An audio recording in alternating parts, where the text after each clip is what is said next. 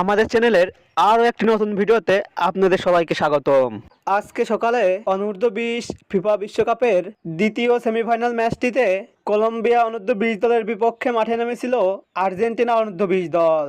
সেই ম্যাচটিতে অবশ্য কলম্বিয়া অনূর্ধ্ব-20 দলকে 1-0 গোলে হারিয়ে 18 বছর পর অনূর্ধ্ব-20 বিশ্বকাপের ফাইনালে আর্জেন্টিনা। কলম্বিয়ার সঙ্গে ম্যাচটির পর এবার অনূর্ধ্ব-20 বিশ্বকাপের ফাইনাল খেলতে মাঠে নামছে কোচ ডিয়াগো প্লাসেন্টের শিষ্যরা।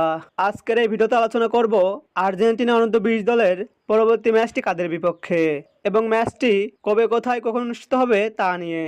মূল ভিডিওটি শুরু করার আগে আপনি আমাদের চ্যানেলে প্রথমবার এসে থাকলে চ্যানেলটি সাবস্ক্রাইব করে পাশেই থাকুন। অনূর্ধ্ব-20 ফিফা বিশ্বকাপের প্রথম সেমিফাইনাল ম্যাচটিতে ফ্রান্স অনূর্ধ্ব-20 দলের বিপক্ষে মাঠে নেমেছিল মরক্কো অনূর্ধ্ব-20 দল। আর সেই ম্যাচটিতে টাইব্রেকারে 5-4 ব্যবধানে ফ্রান্সকে হারিয়ে ফাইনাল নিশ্চিত করে মরক্কো অনূর্ধ্ব-20 দল।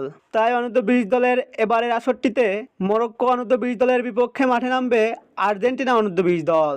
আর্জেন্টিনা অনূর্ধ্ব-20 দল বনাম মরক্কো অনূর্ধ্ব-20 দল এখন পর্যন্ত একে অন্যের মুখোমুখি হয়েছে সর্বমোট একটি ম্যাচে। সেই ম্যাচটিতে মরক্কো অনূর্ধ্ব-20 দলকে 3-0 গোলে পরাজিত করেছে আর্জেন্টিনা অনূর্ধ্ব-20 দল। আর্জেন্টিনা অনূর্ধ্ব-20 দল নিজেদের খেলা সর্বশেষ 5টি ম্যাচের মধ্যে 5টিতেই জয় পেয়েছে তারা।